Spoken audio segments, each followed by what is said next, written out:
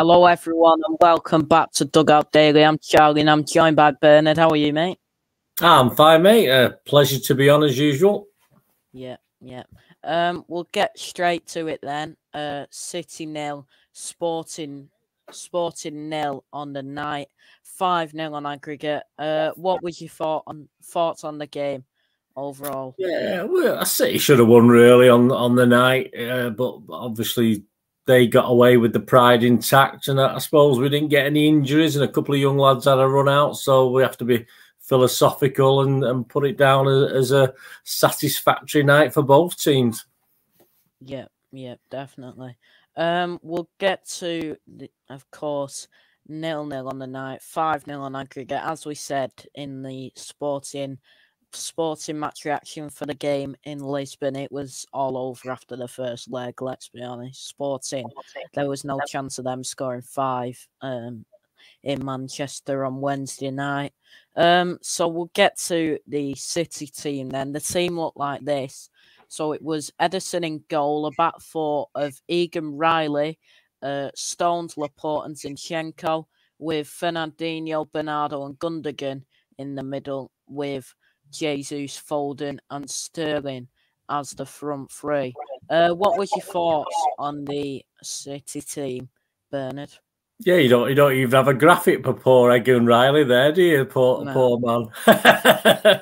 Well, he was the shock, I think, wasn't he? But yeah, when I was thinking about this, I mean, I was on a couple of shows. We did a little preview show and stuff. I did my own preview show and a couple of others, and I was sort of going to the game, and I thought, well, if they do stick Egan Riley in as right back, he's surrounded by experience, so it's no big deal just to try one lad there. It's not going to cause any great ructions in the same way perhaps if Mbeti had played a lot, obviously if he'd have played instead of Egan Riley, he'd have played a centre half, and obviously the other guys been mixed around at the back. So yeah, it was unusual, but you think about it, yeah, it's probably a logical pick by Pep, in all fairness, and most of the other team was probably, okay, all right. We just hoped Laporte and Stones would come out of it unscathed, and they did. So on the night, it seemed to work okay. Yeah, definitely. And then the Sporting team looked like this: a 3-4-2-1 with Adan in goal, a back three of Novel Neto, Coates and Inacio. Pedro Porro, of course, on loan from City at right wing back, with Reis de Lima at left wing back. Souza and Agate Ribeiro were in the middle, with Sarabia on the right, Diaz Fernandez on the left, with Slimani up top. What was your thoughts on the Sporting team compared? I don't know if you know much, to be honest, but I was just going to say, do you know how many changes were made to the original? I'm not sure, to be honest. Yeah, I don't. Was it the same? I mean, even the goalie. I thought the goalie was pretty awful. I'm not even sure it was the same goalie, in all fairness. But I must admit, mate, I mean, I do recognise a couple of names like the Porro and Paulinho, of course. But I would have thought he made some changes. But I said I didn't. It was such a lack of real interest in their team because it was all over. I didn't really take that much notice. I thought on the night, I thought they played a lot better. I thought they made a better fist of it. All right, they were playing a weaker team in theory than did the first leg, but I thought they looked a bit livelier, a bit quicker off the ball and a bit bigger as well. They looked bigger to me, but that's perhaps because we were there watching rather than watching on the TV. I'm not too sure, but yeah, they played well. I thought the goalie was rubbish. I thought the goalie was absolute garbage. You should have put him under more pressure, but yeah, the guys they put out, as I said, the escape with credit intact and the pride intact, and that's all they really wanted. Yeah, definitely. We'll look at the stats then from this game. 69% possession to 31%, 14 shots to 6, 4 shots on target to 3, 4 shots off target to 3 as well, 6 block shots to none, 7 corners to 2, 3 offsides to none, 9 fouls to 12, 1 yellow card to 2, 4 big chances to 1, 4 big chances missed to 1, 10 shots inside the box to 5, 4 shots outside the box to 1, 3 saves to 4, 686 passes to 307, 93% being accurate for City, 82 for Sporting.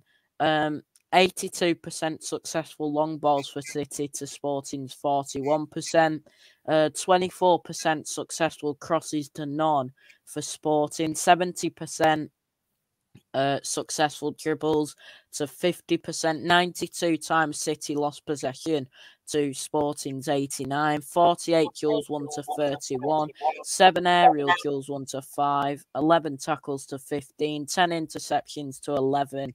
And 9 clearances to 26. Do you think the stats fairly represent the game, Bernard? Yeah, I think obviously you look at things like the chances, and obviously they probably doubled the chances that they had in the home leg. And I think if you sort of compared our stats and their stats from the first leg, I think they probably doubled up on most things. I think they improved on most things, which is, I said, against against a team that, let's face it, it's hard to get motivated, isn't it? Like, certain players might have been motivated in theory, like Jesus and Sterling, to put in a good game, because obviously they want to get back in Pep's vision, don't they, for future games. But generally, it was just a matter of not doing anything silly and going through the motions. So they were bound to have more chances and more possession and things with the ball, which they did, and that's it's just par for the course, really. I don't think we could have expected anything different. Yeah, and then the attack momentum looked like this. Sporting didn't even have a period in that first half. In the second half, they had a couple more, but City dominant once again. Yeah, so obviously I'm up the south stand, so I mean I saw most of their attacks in the second half, which, as that's shown, they did sort of grow in more confidence. It stayed 0-0. Why not? You know, they're not going to get battered 5-0 again, so they probably came out and thought, hey, well, we'll have a little go here, and City probably relaxed a little bit more as the game drew on. So, yeah, it's probably a fair reflection. Yeah. We'll move on to the players then, starting with the keeper. Keeper for 75 minutes anyway. Ederson started the game. 2 saves from inside the box, 23 touches, 100% accurate passes, 1 out of 1 accurate long balls as well. Thoughts on Ederson's performance, Bernard? Yeah, he had nothing to do, mate, did he? To be honest with you, even there was no real press on him as such. It was just a casual game, really, for Ederson. He probably got a bit cold, and most of the action came when his replacement came on, who we'll talk about later. Yeah. At right back then, as we've mentioned already, CJ Egan-Riley. His stats look like this: 2 clearances, 3 out of 4 ground duels were won, 1 out of 1 aerial duels were won, 6 times he lost possession, 1 foul, 76 touches, 97% accurate passes, none out of 1 accurate crosses, 1 out of 1 accurate long balls, and 3 out of 3 successful dribble attempts. Thoughts on Egan-Riley's performance, Bernard? Yeah, he stayed on all game, didn't he? He didn't get subbed, did he? He stayed on all the match. Obviously, I had a better view of him in the second half when he was defending where we were.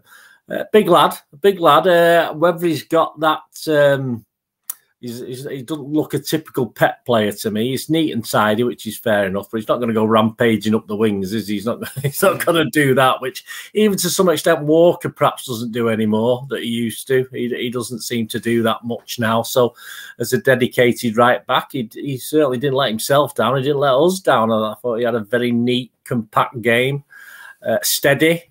Look, for me, if he was playing a winger with a bit of pace, I think he might struggle, because he's a big lad. I suppose he's got a motor on him, but obviously it's that first, say, 4 or 5 yards where he might struggle, and once he gets into a pace, he's all right. He's only a young lad, of course, but he's not the typical right back for Pep. But as I said, even Walker's probably changed his style of play recently, so as cover for Walker. Yeah, he did a brilliant job, but all credit to him.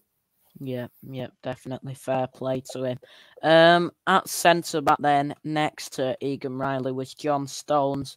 His stats look like this: 4 clearances, 1 out of 1 ground duels were won, 1 out of 2 aerial duels were won. 5 times he lost possession. He was fouled once, 110 touches, 96% accurate passes, 8 out of 8 accurate long balls, 1 shot off target, 1 shot blocked, and 1 big chance missed as well. Thoughts on John Stone's performance, Bernard? Yeah, again, comfortable. It was a shame he didn't get that header at the end, wasn't it? I mean, it never looked as though it was going in when he had it. Was far too high. If he'd perhaps another couple of feet, he might have worried the keeper, who said, which I didn't rate anyway. But yeah, just a steady game. He didn't have to say. I think they did have a little bit of more action in the second half, but he would just look composed throughout. No real problems. Yeah. And next to him, of course, was Aymeric Laporte. His stats look like this: 2 clearances, 4 interceptions, 1 tackle, 2 out of 2 ground duels were won, 1 out of 2 aerial duels were won. 3 times he lost possession. He was fouled once, 97 touches, 97% accurate passes, 2 out of 3 accurate long balls, 1 shot off target, and 1 big chance missed as well. Thoughts on Laporte's performance, Bernard? Yeah, those stats probably slightly better than John Stones, but obviously being there, I thought John Stones had the better game of the two. I thought Laporte wasn't quite as, with it not being a lower pressure game. I don't think he was quite as zoned in as he usually is. But those stats say he was as good, if not better, than Stones in most of the things he did. So again, I was quite happy. It's quite a good, okay performance. Again, depending on based on who we were playing. Yeah. And at left back again, the Ukrainian Alexander Zinchenko. His stats look like this: 1 interception, 3 tackles. He was dribbled past once. 4 out of 8 ground duels were won. 9 out of 1 aerial duels were won. 9 times he lost possession. 2 fouls, 93 touches, 92% accurate passes. 2 out of 5 accurate long balls, 1 shot off target, 1 shot blocked, and 1 out of 1 successful dribble attempts. Thoughts on Zinchenko's performance, Bernard? Well, I think we have to give him credit, mate. Under the circumstances, whatever sort of performance where he doesn't make any big ricks, he's got to be all credit to him under what he's playing at the moment. I say, we know Zinchenko, we know we can do it. We can do a job. We know he has his weaknesses, but he's consistent, and he always is. And especially under these circumstances, absolutely wonderful performance under the circumstances, and didn't let anyone down again, like the same way Egan Riley didn't on the other side as a young lad. Zinchenko, with all the problems he's probably got in his mind, he didn't let us down either. Yeah. Into the midfield then, Fernandinho next up. 109 touches, 89% accurate passes, 7 out of 8 accurate long balls, 1 shot blocked, 1 out of 1 successful dribble attempts, 4 out of 5 ground duels were won, 2 out of 3 aerial duels were won, 11 times he lost possession, 3 interceptions, 3 tackles, and he was dribbled past once as well. Thoughts on Fernandinho's performance, Bernard? Yeah, again, the sort of team he enjoys playing. They're not silky skills, have they, sporting, but they work hard, and Ferner works hard.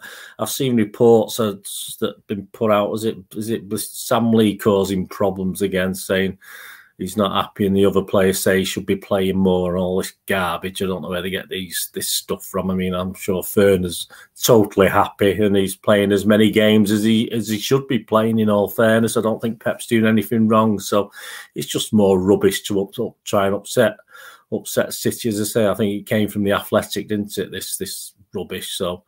I'm sure the players appreciate what position we're in as a team, and Ferner comes in and does a great job. For me, he was great on the night. He was one of our best players, and obviously I don't see the point of articles like that or pieces like that saying things like that. We know at this level, Ferner's brilliant, and he still is at 36. He still does a job at this level. Yeah. Big up Chelsea fan in the chat. Hope you well, mate.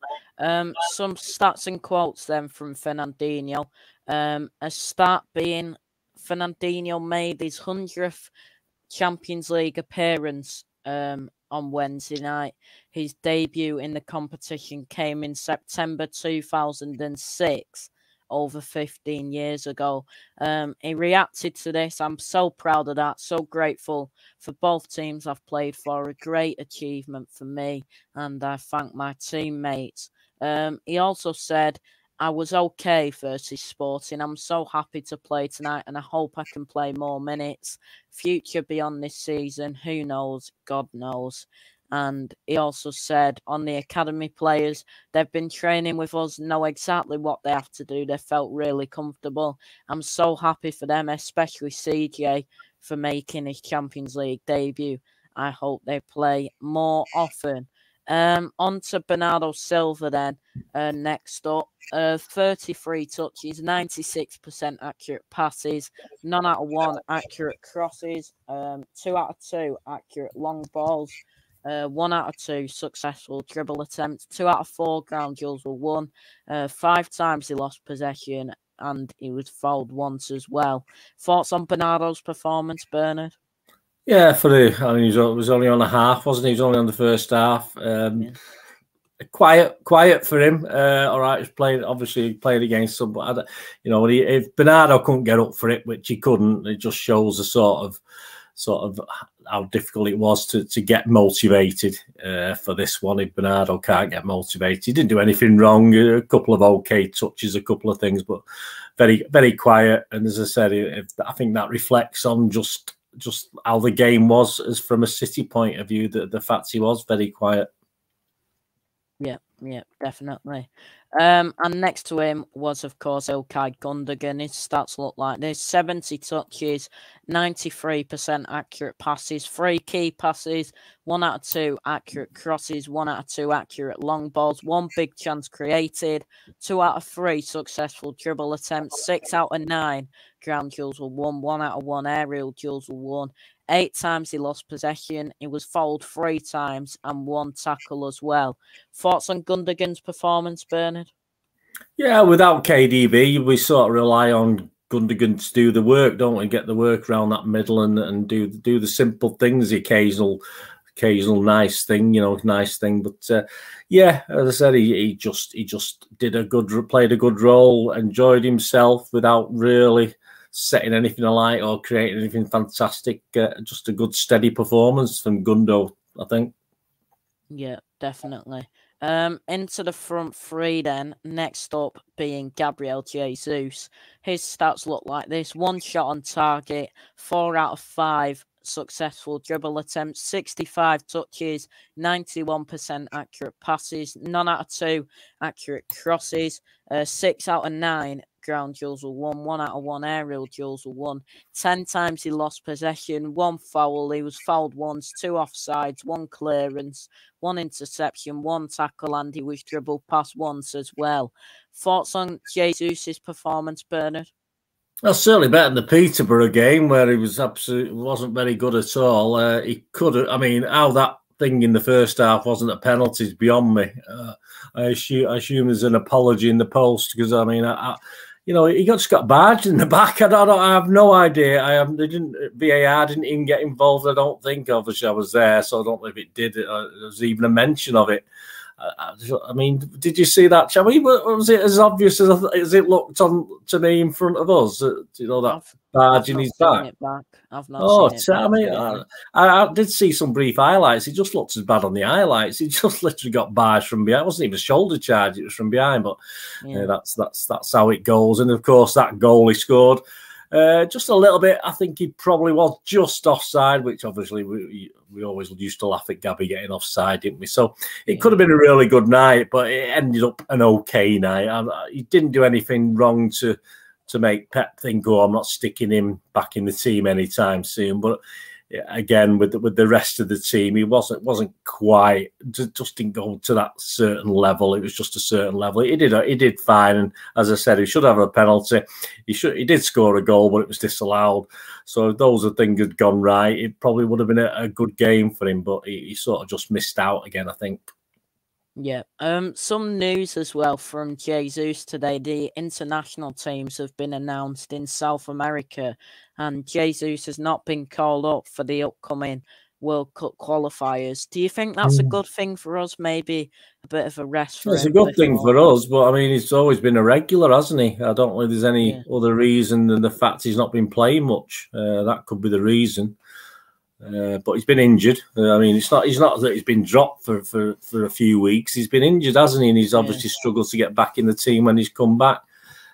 So hopefully, I'm sure he will be back in the Brazil squad. But he's with him being a regular for the last last 2 or 3 years. I would say that's a bit upsetting. But there might be things that we don't know about that have caused it. You say there might be reasons, and as I said, he's obviously not really had that many matches since he's come back from injury. So perhaps Brazil are looking at that as well. So hopefully we'll get back into it. It won't do us any harm as far as he's not going to pick up any injuries, is he? Well, he's not playing for them, so that'll be okay for us. But say psychologically, if there is a problem and he should have been picked, and he thinks he should have been picked, that might affect him psychologically. But he might start thinking, I need to do something because I'm not getting the game. You know, if he starts thinking that, then it's not good for us. But yeah, let's go with the positive. Let's say at this point in time, there's a reason for it, and it's all good for us to have him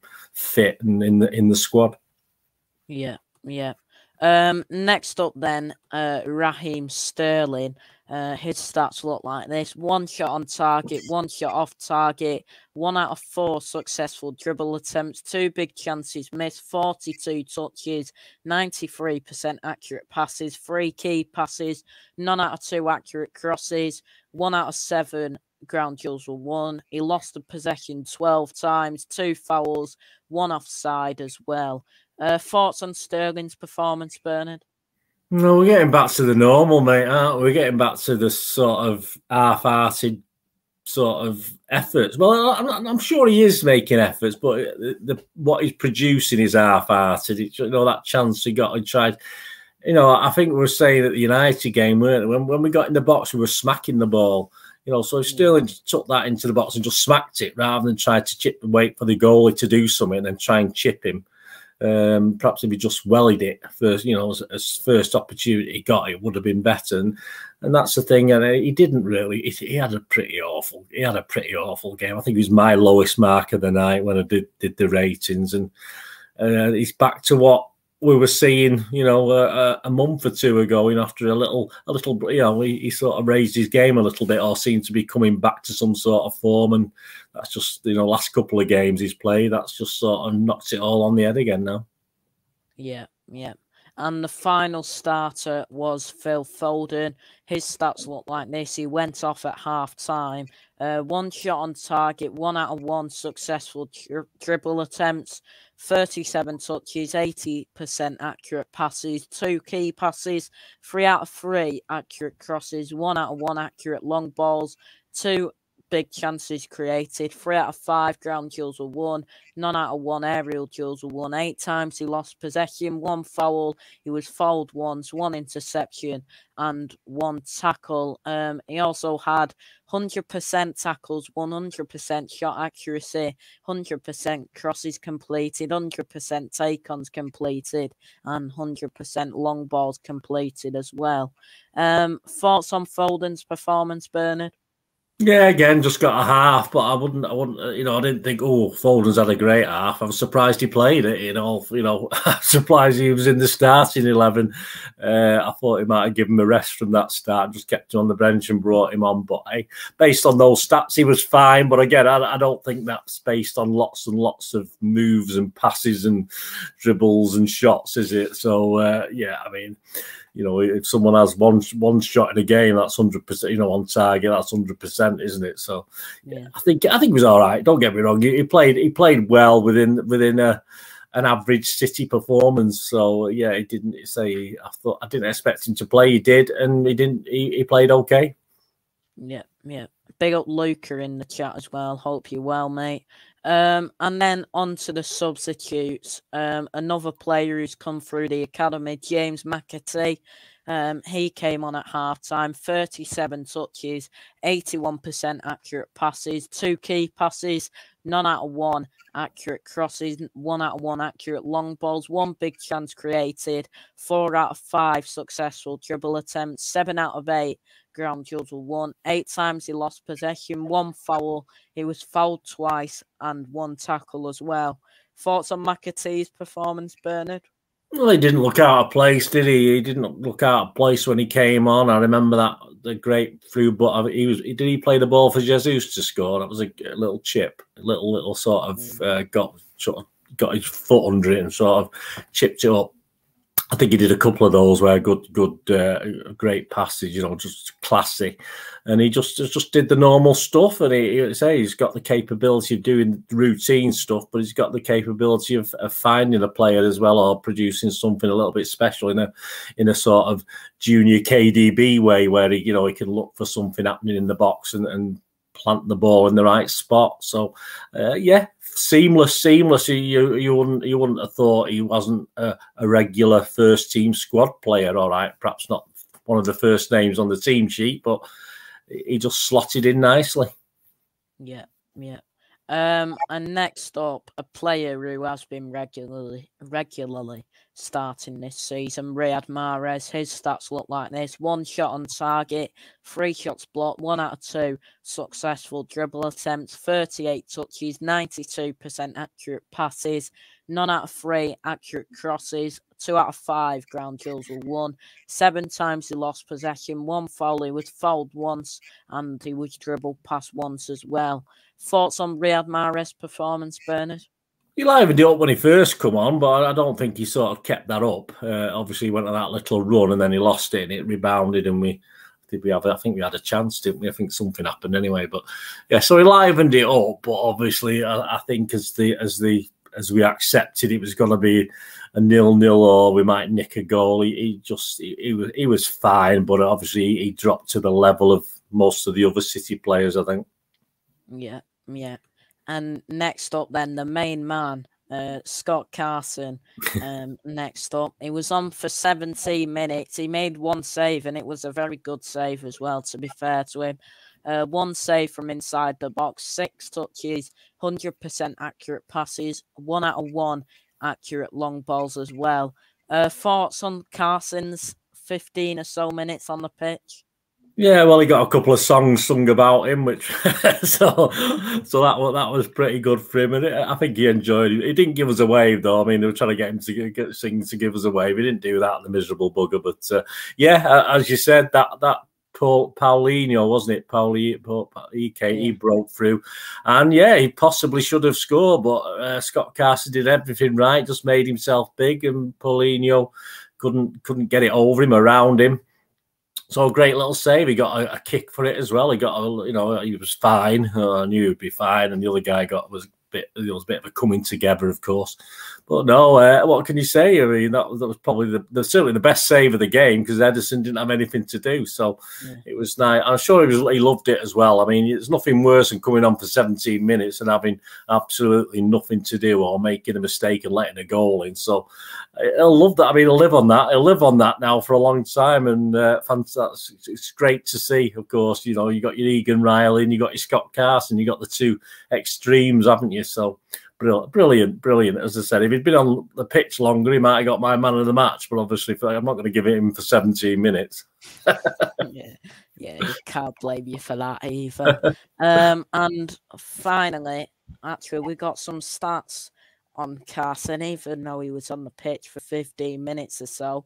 As when Carson made the save, Ederson was laughing on the bench as Carson was receiving treatment for the injury he sustained. That's nice, isn't it? Laughing at him. Yeah. And 2 players for City have 100% save percentages. That's Kyle Walker and Scott Carson in the Champions League. 1 save each. Kyle Walker made it a lot harder than it should have been for that Atalanta one. He nearly spilt it to one of their attackers. Well, that's a trivia question for the future, isn't it? That one there, really. Yeah, it is. Yeah, it is. And next up, the final substitute, Luke Mbete. was on the pitch for 10 minutes. 4 out of 4 accurate passes with 4 touches of the ball. There's not much to say, really, is there? No, it's great to get on for a Champions League game, and it'd be something to remember, and hopefully he'll drive him on to tomorrow. He's not a very tall lad, is he? I mean, I've just, for a centre half or a central defender. I mean, I'm comparing him now to Egan Riley, who looks taller. So, and McAtee, I think McAtee's similar size. So I don't know. I don't think he doesn't look tall. I don't know if you know what height he is. Have you got any stats on his height or anything like that? Just want to say, I know Egan Riley's a bigger lad, but he's certainly smaller than him. And I just thought, we had enough with Garcia, didn't we? And Aki's not the tallest. We don't really need these central defenders to be like 5'10" or 11.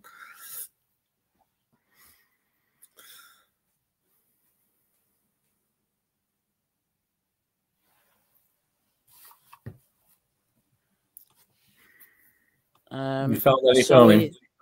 So he's 185 centimeters. So I'll just quick Google search for that in feet. That's just about 6 foot, 6 foot and a bit. I think it is. 6 foot.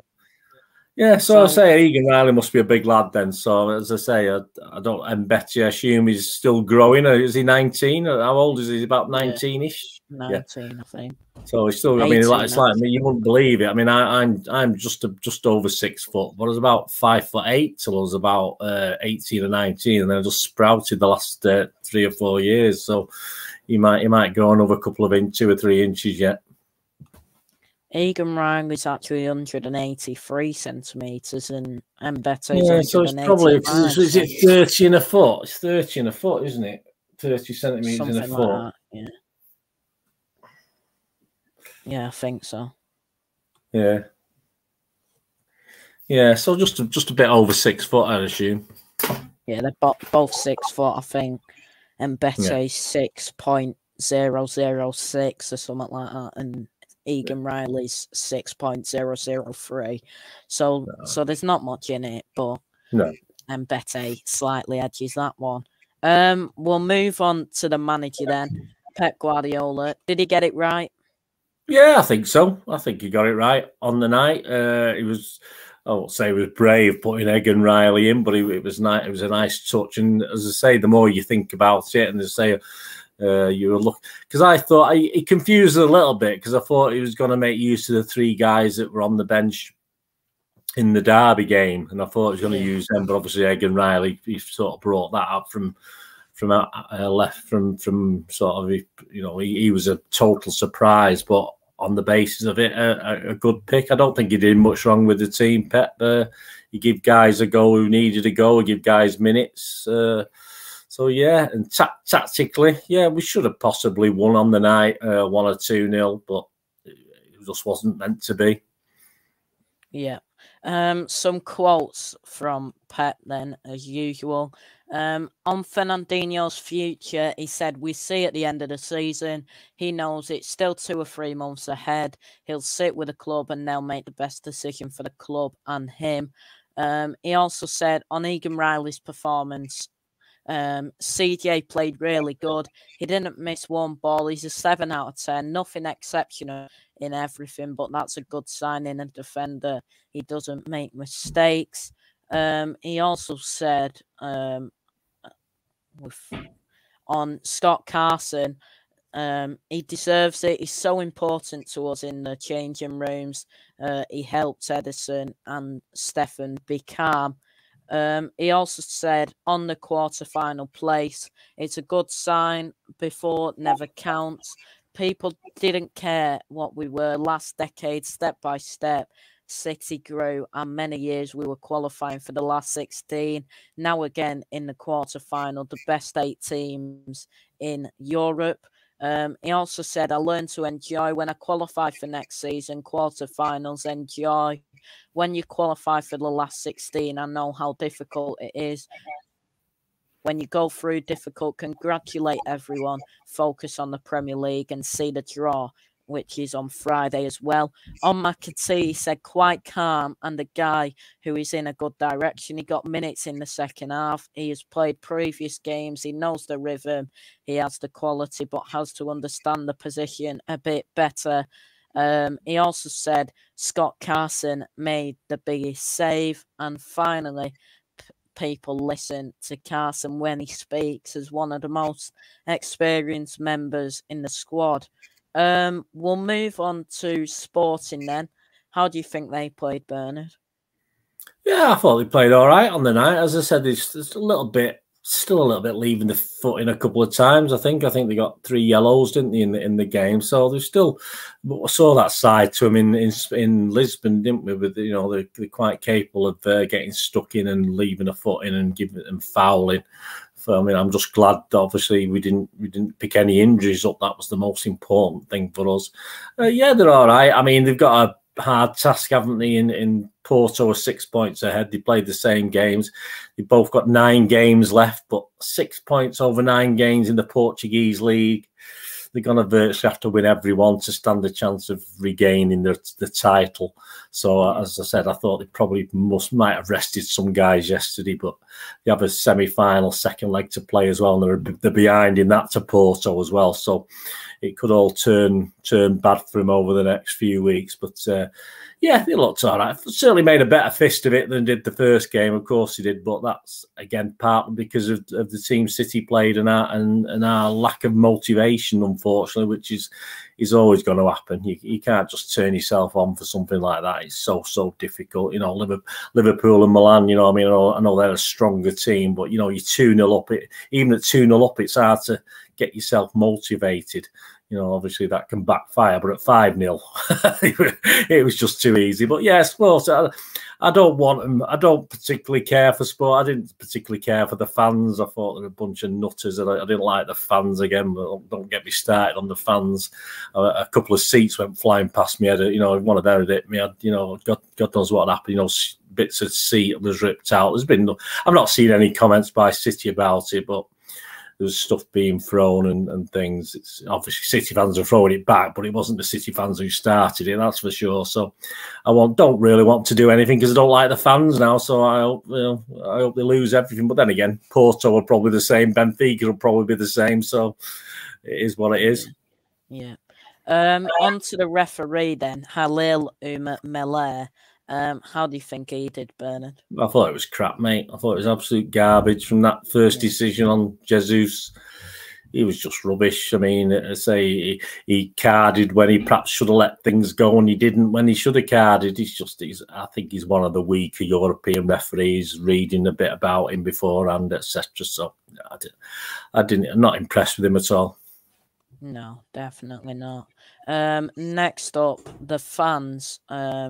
Next up, of course, singing England's #1 towards Scott Carson as well. What was your thoughts on the atmosphere the other night? Yeah, I don't know why we allow these clubs to bring the drum in. For one thing, they wouldn't have. I mean, they were okay. They weren't dead loud. I mean, you could hear the drum over the chanting. Put it that way.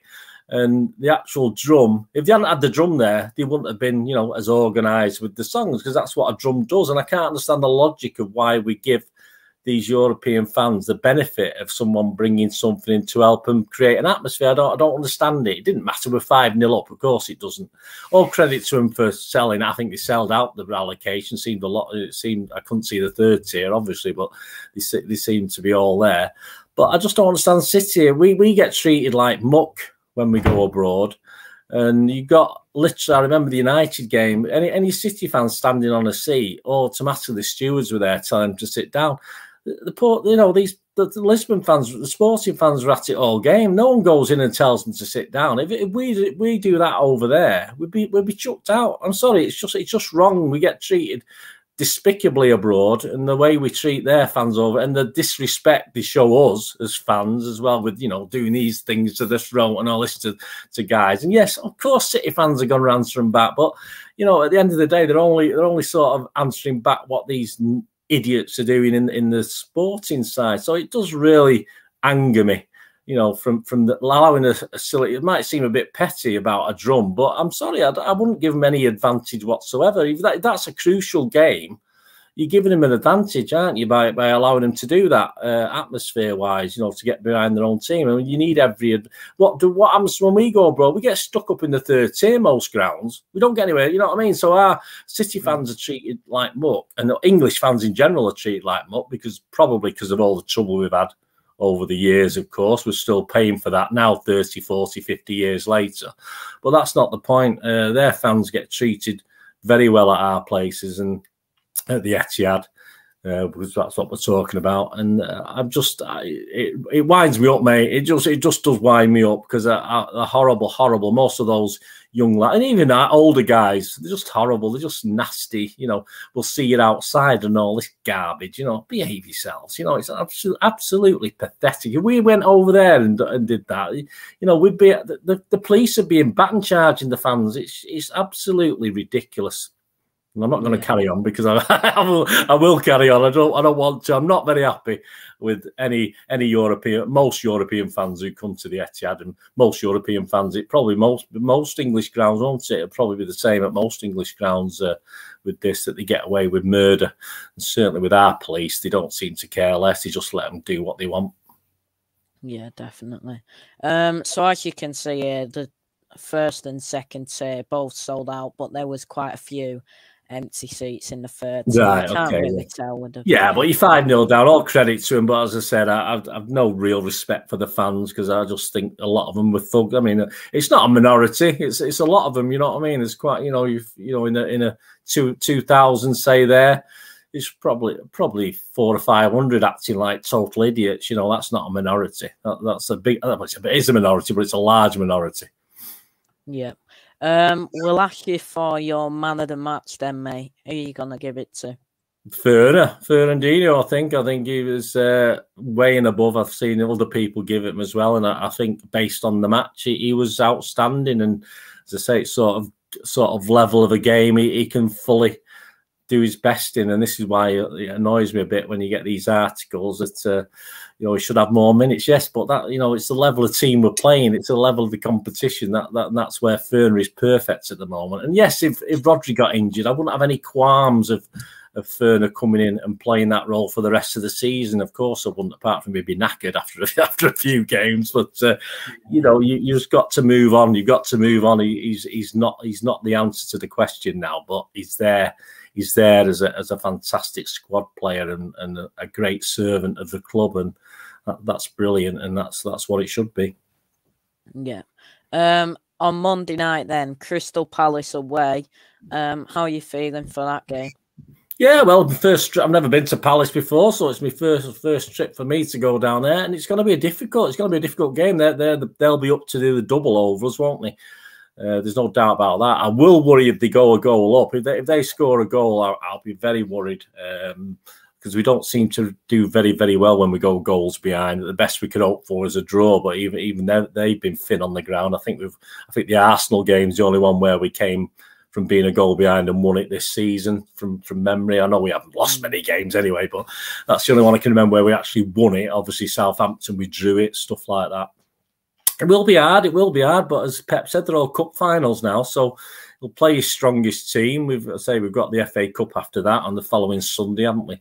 So he'll play his strongest team, and we've just got to be good enough to win it. And I have put my team together. I put Grealish instead of Sterling. I hope, obviously, the fact of Grealish having that game against United, he'll play him in this one, and he won't risk Sterling again, because I can't face another feeble performance that he put in last night. But yeah, we'll have to be at it, because they'll be confident. They're good, not a bad team, but they draw a lot, don't they? They draw a lot of games. I think they've drawn about 14 games this season, something like that. So they're very hard to beat as such, but they don't win, mate. But a draw's no good for us. A draw is no good for us. So I've predicted a sort of 3-1 or a 2-0, hopefully, on this one. But it will be a tough game, and we'll have to be at it again. Yeah. Yeah, definitely. So we've gone behind and won a game 3 times this season. As you said, that Arsenal game, PSG at home in the Champions League, and then it was Wickham in the Carabao. Right, okay, yeah. I was thinking league games more than cup games, yeah. So not many at all, but that's it. So the final stats and news. That's our 100th game in the Champions League on Wednesday night. From the first time we qualified 10, 11 years ago now, isn't it? And also talented Brazilian winger Savino to Manchester City from Atletico Mineiro, done deal, and here we go. Agreement completed and confirmed, €6.5 million plus add-ons and sell-on. Paperwork set to be signed. Savino, born in 2004, and will join the City group in the summer. Have you heard anything about this guy, Bernard? No, but for that sort of fee, it smacks of someone to play in the group or someone to end up being sold on for, say, 15, 20 million in a couple of years' time. It doesn't smack of a player who's going to be tied down a spot at the Etihad, that's for sure. So, for that, we don't sort of pay $6.5 million usually for a guy who's going to be expected to, like Alvarez, of course, who's he's about 15 million, 18 million. Yeah. Alvarez is, but yeah, that doesn't smack to me of that's just a football group purchase, and we'll be surprised. Hopefully, if we see him, great, but it'd be a very big surprise if we do. Yeah, definitely. And then finally, that's it. Actually, the final stats and news. That it literally says it in the title, the final stats and news. So I don't know why I'm trying to get onto something else. But we'll wrap it up there then, mate. Just before we wrap it up, where can we find you? Yeah, well, get me on Twitter. Give us a follow on Twitter, guys, if you've not already done so. I follow everyone back at Bernard_Dineen, and all my YouTube stuff, the Citizen channel. And, of course, my film and TV channel are on there, so I'm going to have a break from football. And I'm doing, obviously, do all film reviews and TV reviews, etc. I've tried to have a bit of fun on it as well. I'm not all, I try and inform and entertain, I call it. So, obviously, my own little way.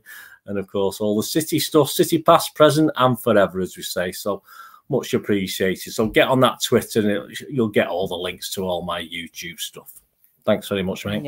Yeah. Cheers for coming on again, mate. No problem. So you can find me here, of course, Dugout Daily on YouTube.